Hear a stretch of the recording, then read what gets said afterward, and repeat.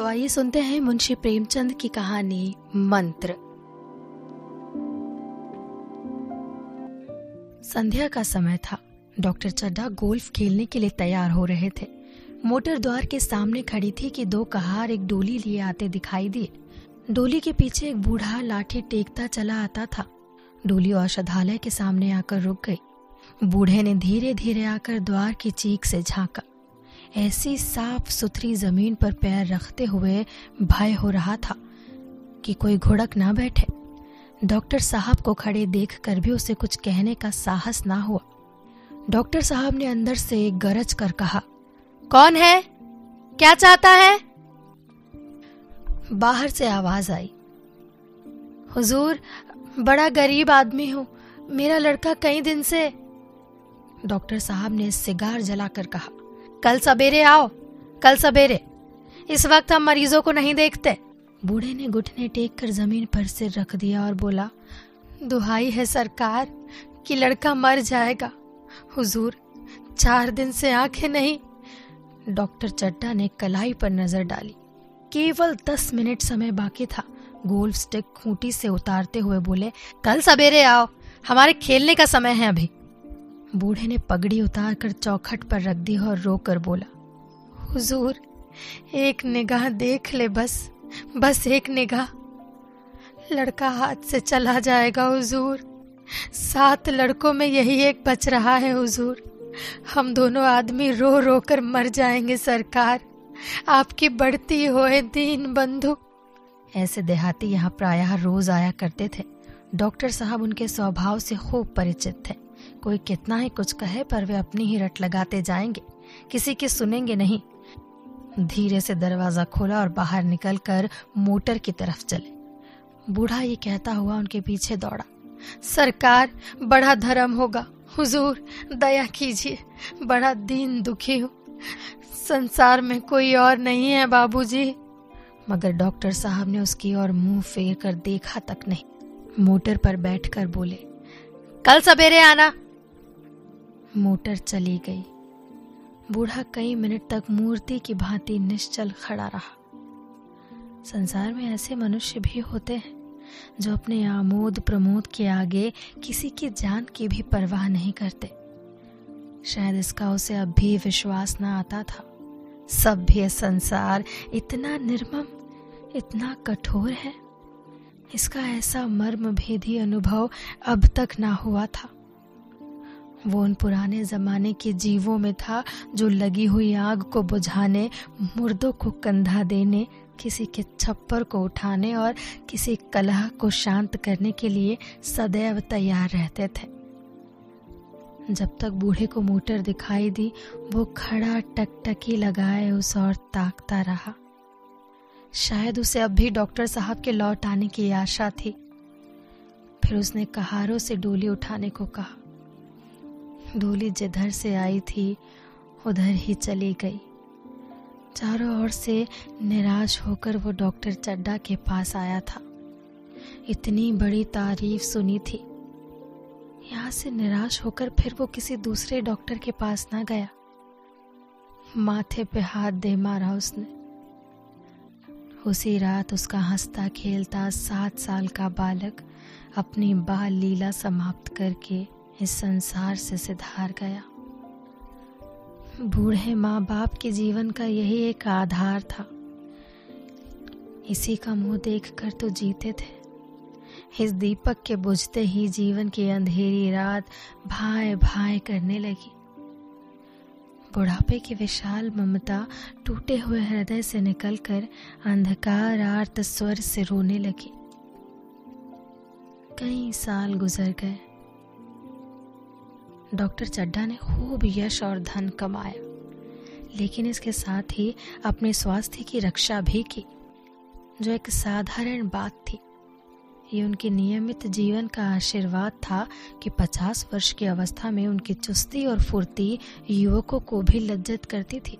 उनके हर काम का समय नियत था। इस नियम से वो जौ भर भी ना टलते थे। बहुधा लोग स्वास्थ्य के नियमों का पालन उस समय करते थे जब रोगी हो जाते थे। डॉक्टर चड्ढा उपचार और संयम का रहस्य खूब समझते थे। उनकी संतान संध्या भी इसी नियम के अधीन थी। उनके केवल 2 बच्चे हुए, एक लड़का और एक लड़की। तीसरी संतान ना हुई, इसलिए श्रीमती चड्डा भी अभी जवान मालूम होती थी। लड़की का तो विवाह हो चुका था, लड़का कॉलेज में पढ़ता था। वही माता पिता के जीवन का आधार था। शील और विनय का पुतला, बड़ा ही रसिक, बड़ा ही उदार था। विद्यालय का गौरव, युवक समाज की शोभा, मुखमंडल से तेज की छटा सी निकलती थी।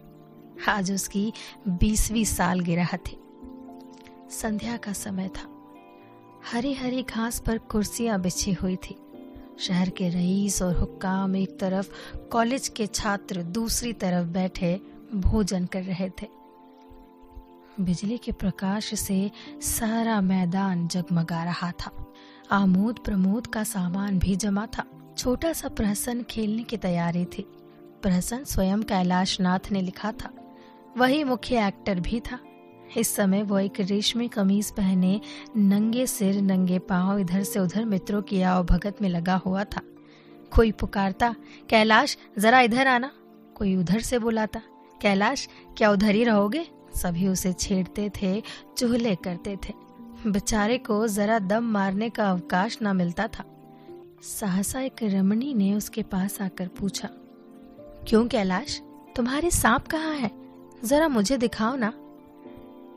कैलाश ने उससे हाथ मिलाकर कहा, मृणालिनी, इस वक्त क्षमा करो, कल जरूर दिखाऊंगा।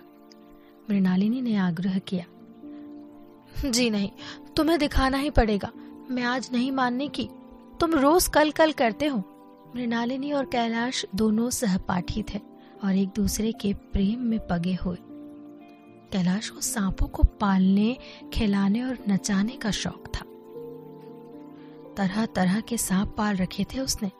उनके स्वभाव और चरित्र की परीक्षा करता रहता था। थोड़े ही दिन हुए उसने विद्यालय में सांपों पर एक मार्के का व्याख्यान दिया था। सांपों को नचा कर दिखाया भी था। प्राणी शास्त्र के बड़े बड़े पंडित भी यह व्याख्यान सुनकर दंग रह गए थे। ये विद्या उसने एक बड़े सपेरे से सीखी थी। सांपों की जड़ी बूटियां जमा करने का उसे मरज था। इतना पता भर मिल जाए कि किसी व्यक्ति के पास कोई अच्छी जड़ी है, फिर उसे चैन न आता था, उसे लेकर ही छोड़ता था। यही व्यसन था। इस पर हजारों रुपए फूंक चुका था। मृणालिनी कई बार आ चुकी थी, पर कभी सांपों को देखने के लिए इतनी उत्सुक ना हुई थी। कह नहीं सकते आज उसकी उत्सुकता सचमुच जाग गई थी या वो कैलाश पर अपने अधिकार का प्रदर्शन करना चाहती थी। पर उसका आग्रह बेमौका था। उस कोठरी में कितनी भीड़ लग जाएगी। भीड़ को देखकर सांप कितने चौंकेंगे और रात के समय उन्हें छेड़ा जाना कितना बुरा लगेगा। इन बातों का उसे जरा भी ध्यान न आया। कैलाश ने कहा, नहीं मृणालिनी, कल जरूर दिखा दूंगा। इस वक्त अच्छी तरह दिखा भी ना सकूंगा। कमरे में तिल रखने को भी जगह ना मिलेगी। एक महाशय ने छेड़ कर कहा, दिखा क्यों नहीं देते? जरा सी बात के लिए इतना टाल मटोल कर रहे हो। मिस गोविंद, हरगिज ना मानना, देखे कैसे नहीं दिखाते। दूसरे महाशय ने और चढ़ाया, मिस गोविंद इतनी सीधी और भोली है, तभी आप इतना मजाक करते हैं। दूसरी सुंदरी होती तो इसी बात पर बिगड़ खड़ी होती। तीसरे साहब ने मजाक उड़ाया, हजी बोलना छोड़ देती। कोई बात है? इस पर आपका दावा है कि मृणालिनी के लिए जान हाजिर है। मृणालिनी ने देखा कि ये शोहदे उसे रंग पर चढ़ा रहे हैं, तो बोली, आप लोग मेरी वकालत ना करें, मैं खुद अपनी वकालत कर लूंगी। मैं इस वक्त सांपों का तमाशा नहीं देखना चाहती। चलो, छुट्टी हुई। इस पर मित्रों ने ठट्टा लगाया। एक साहब बोले, देखना तो आप सबको चाहे, पर दिखाए भी तो। कैलाश को मृणालिनी की झेप हुई। सूरत को देखकर मालूम हुआ कि इस वक्त उनका इनकार वास्तव में उसे बुरा लगा है। जो ही प्रीति भोज समाप्त हुआ और गाना शुरू हुआ, उसने मृणालिनी और अन्य मित्रों को सांपों के दरबे के सामने ले जाकर महुअर बजाना शुरू किया। फिर एक एक खाना खोलकर एक एक सांप को निकालने लगा। वाह, क्या कमाल था! ऐसा जान पड़ता था कि वे कीड़े उसकी एक एक बात, उसके मन का एक एक भाव समझते हैं।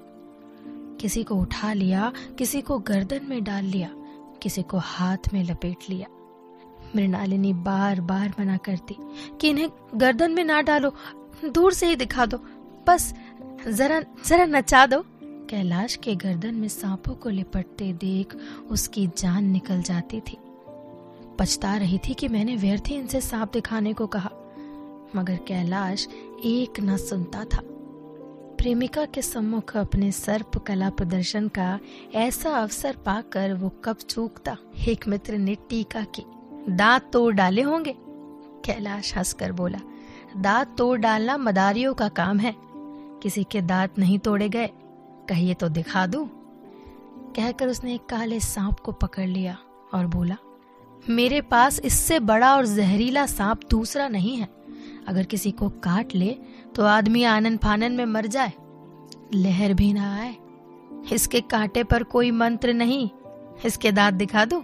मृणालिनी ने उसका हाथ पकड़कर कहा, नहीं नहीं कैलाश, ईश्वर के लिए इसे छोड़ दो, तुम्हारे पैर पड़ती हूँ, जाने दो इसे।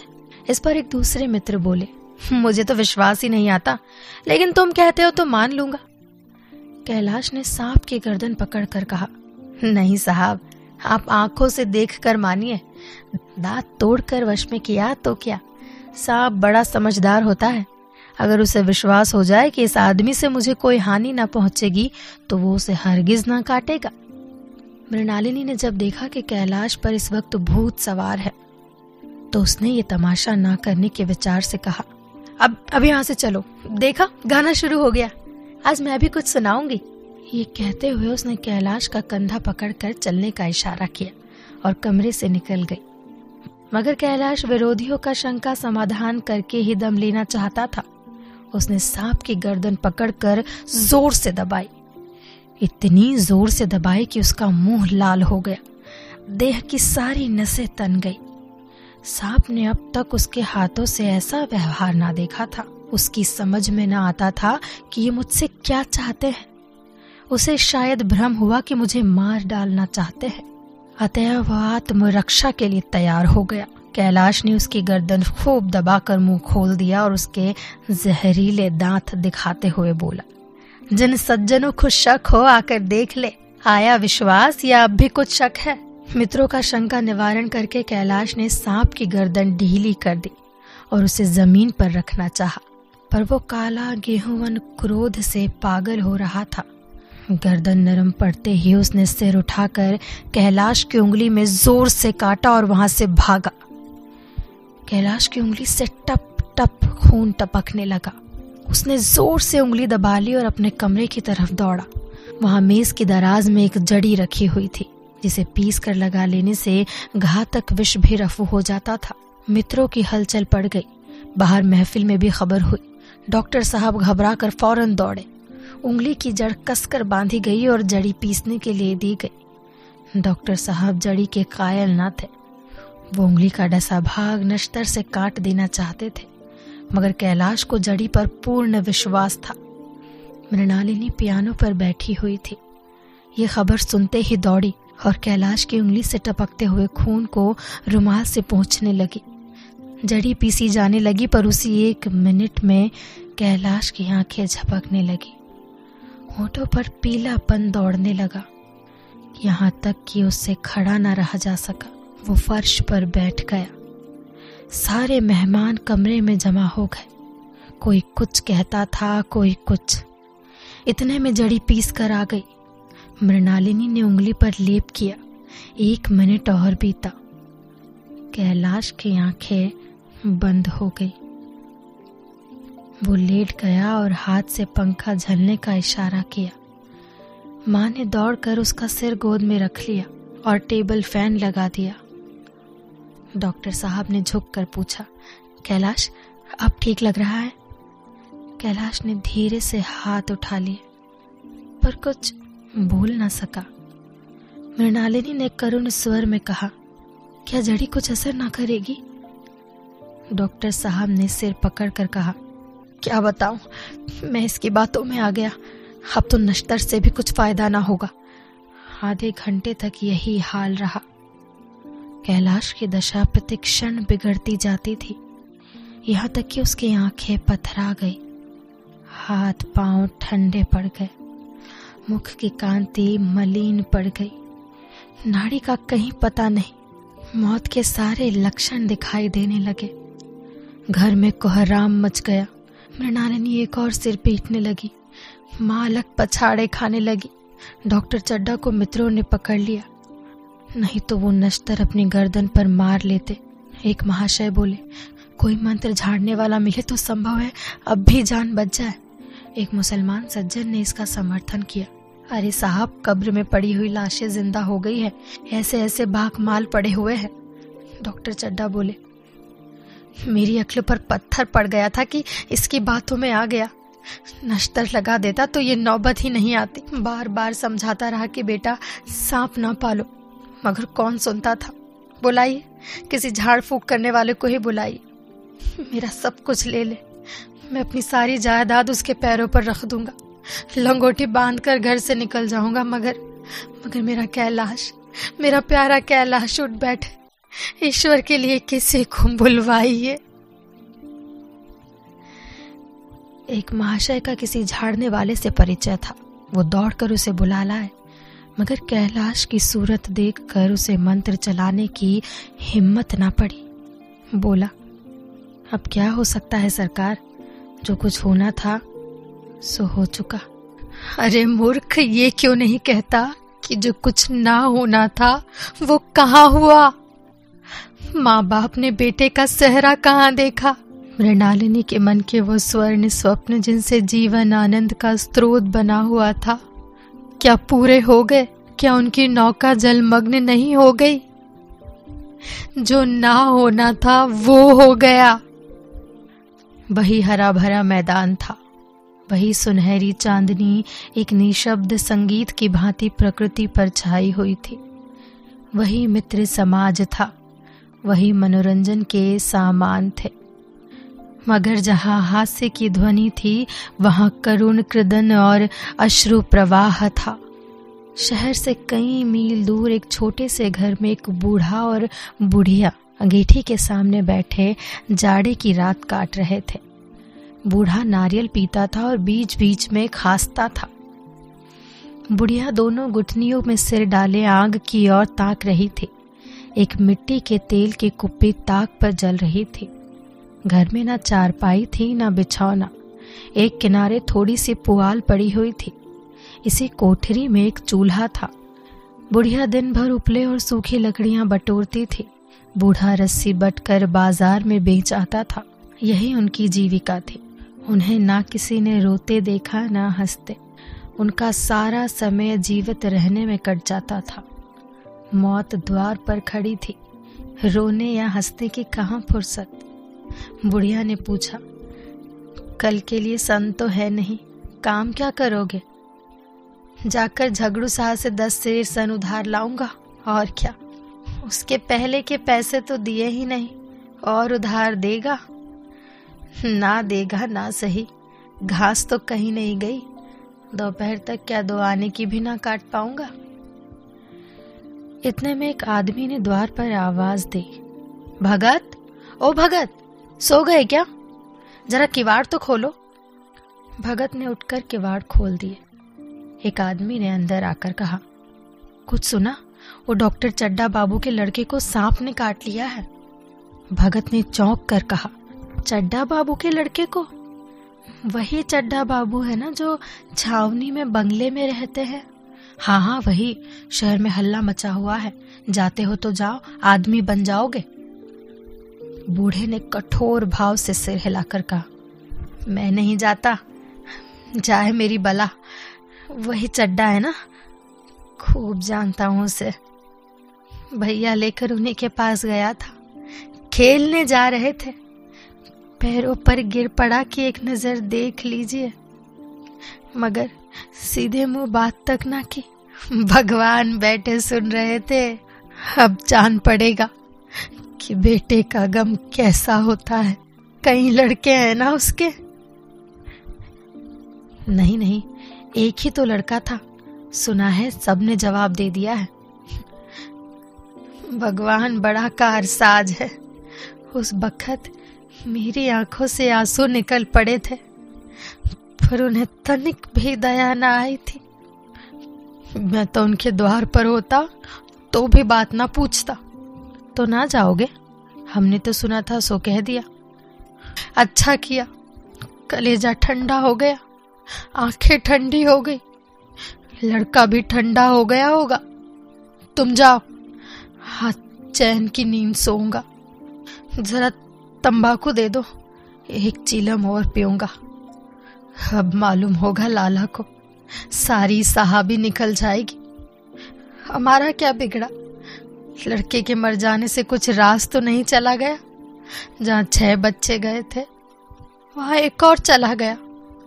तुम्हारा तो राज सूना हो जाएगा। उसी के वास्ते सबका गला दबा दबा कर जोड़ा था ना। अब क्या करोगे? एक बार देखने जाऊंगा, पर कुछ दिन बाद मिजाज का हाल पूछूंगा। आदमी चला गया। भगत ने किवाड़ बंद कर लिया।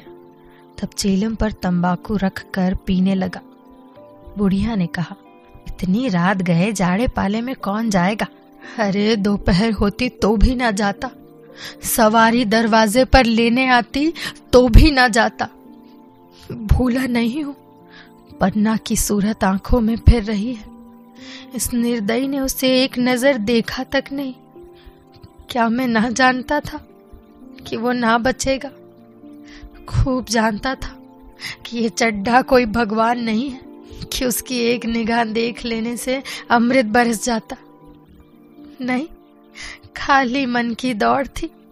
अब किसी दिन जाऊंगा और कहूंगा, क्यों साहब, कहिए क्या रंग है? दुनिया बुरा कहेगी, कहे, कोई परवाह नहीं। छोटे आदमियों में तो सब ऐब है, बड़ों में कोई ऐब नहीं होता। वे तो देवता होते हैं, देवता। भगत के लिए ये जीवन में पहला अवसर था कि ऐसा समाचार पाकर वो बैठा रह गया हो।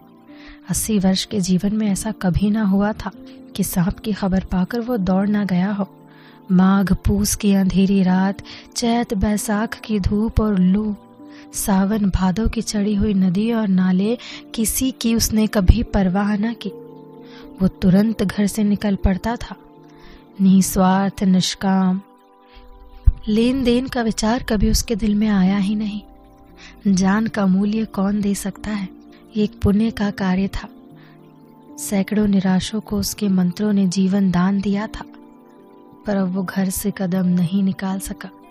यह खबर सुनकर सोने जा रहा था। बुढ़िया ने कहा, तंबाकू अंगीठी के पास रखी हुई है, उसके भी आज 2.5 पैसे हो गए हैं, देती ही ना थी। बुढ़िया ये कहकर लेटी। बूढ़े ने कुप्पी बुझाई, कुछ देर खड़ा रहा, फिर बैठ गया, अंत को लेट गया। पर यह खबर उसके हृदय पर बोझे की भांति रखी हुई थी। उसे मालूम हो रहा था कि कोई चीज खो गई है, जैसे सारे कपड़े गीले हो गए हैं या पैरों में कीचड़ लगा हुआ है, जैसे कोई उसके मन में बैठा हुआ उसे घर से निकालने के लिए कुरेद रहा है। बुढ़िया जरा में खराटे लेने लगी। बूढ़े बातें करते करते सोते हैं और जरा सा खट होते ही जागते हैं। तब भगत उठा, अपनी लकड़ी उठा ली और धीरे से किवाड़ खोले। बुढ़िया ने पूछा, कहाँ जाते हो इस रात में? कहीं नहीं, देखता था कि कितनी रात है। सो क्यों नहीं जाते? बहुत रात है अभी। नींद नहीं आती है। नींद काहे आवेगी? मन तो चड्ढा के घर पर लगा हुआ है। चड्ढा ने मेरे साथ कौन सी नेकी कर दी है जो वहां जाऊं? वो आकर पैरों पर पड़े तो भी ना जाऊं। उठे तो तुम इसी इरादे से थे। नहीं री, ऐसा पागल नहीं हूं कि जो मुझे कांटे बोए उसके लिए फूल बोता फिरूं। बुढ़िया फिर सो गई। भगत ने किवाड़ लगा दिया और आकर बैठा, पर उसके मन की कुछ ऐसी दशा थी जो बाजे की आवाज कान में पड़ते ही उपदेश सुनने वालों की होती है। आंखें चाहे उपदेशक की ओर हो, पर कान बाजे की ओर होते हैं। दिल में भी ध्वनि गूंजती रहती है। निर्दयी प्रतिघात का भाव भगत के लिए उपदेशक था, पर हृदय उस अभागे युवक की ओर था जो इस समय मर रहा था, जिसके लिए एक एक पल का विलंब घातक था। उसने फिर किवाड़ खोले, इतने धीरे से कि बुढ़िया को खबर भी ना हुई, और भगत बाहर निकल आया। उसी वक्त गांव का चौकीदार गश्त लगा रहा था। बोला, कैसे उठ गए भगत? आज तो बड़ी सर्दी है, कहीं जा रहे हो क्या? नहीं जी, कहाँ जाऊंगा, देखता था अभी कितनी रात है। भला के बजे होंगे अभी? चौकीदार बोला, 1 बजा होगा और क्या। अभी थाने से आ रहा था तो डॉक्टर चड्ढा बाबू के बंगले पर बड़ी भीड़ लगी हुई थी। उनके लड़के का हाल तो तुमने सुना ही होगा, कीड़े ने छू लिया है, चाहे मर भी गया हो। तुम चले जाओ तो शायद बच जाए, सुना है हजारों तक देने को तैयार है। हम मोह 10,000 या 10 लाख लेकर करना क्या है, कल मर जाऊंगा, फिर कौन भोगने वाला बैठा हुआ है। चौकीदार चला गया। भगत ने आगे पैर बढ़ाया, जैसे नशे में आदमी की देह अपने काबू में नहीं रहती, पैर कहीं रखता है, पड़ता कहीं है, कहता कुछ है, जुबान से निकलता कुछ है। वही हाल इस समय भगत का था। मन में प्रतिकार था, पर कर्म मन के अधीन न था। जिसने कभी तलवार नहीं चलाई, वो इरादा करने पर भी तलवार नहीं चला सकता। उसके हाथ कांपते हैं, उठते ही नहीं। भगत लाठी खटखट करता लपका चला जाता था। चेतना रोकती थी, पर उपचेतना ठेलती थी। सेवक स्वामी पर हावी था। आधी राह निकल जाने के बाद सहसा भगत रुक गया। हिंसा ने क्रिया पर विजय पाई। मैं यूं ही इतनी दूर चला आया, इस जाड़े पाले में मरने की मुझे क्या पड़ी थी। आराम से सोया क्यों नहीं, नींद ना आती तो ना सही 2-4 भजन ही गाता। व्यर्थ इतनी दूर दौड़ आया। चड्ढा का लड़का रहे या मरे मेरी बला से। मेरे साथ उसने ऐसा कौन सा सलूक किया था कि मैं उसके लिए मरूं? अरे दुनिया में हजारों मरते हैं, हजारों जीते हैं, मुझे किसी के मरने जीने से मतलब। मगर उपचेतना ने अब एक दूसरा रूप धारण किया, जो हिंसा से बहुत कुछ मिलता जुलता था। वो झाड़ फूक करने नहीं जा रहा था, वो देखेगा कि लोग क्या कर रहे हैं। डॉक्टर साहब का रोना पीटना देखेगा, किस तरह सिर पीटते हैं, किस तरह पछाड़े खाते हैं। वो लोग तो विद्वान होते हैं, सब्र कर जाते होंगे। हिंसा भाव को यूं धीरज देता हुआ वो फिर आगे बढ़ा। इतने में 2 आदमी दिखाई दिए। दोनों बातें करते आ रहे थे। चड्ढा बाबू का तो घर ही उजड़ गया, वही तो एक लड़का था। भगत के कान में ये आवाज पड़ी। उसकी चाल और भी तेज हो गई। थकान के मारे पांव न उठते थे।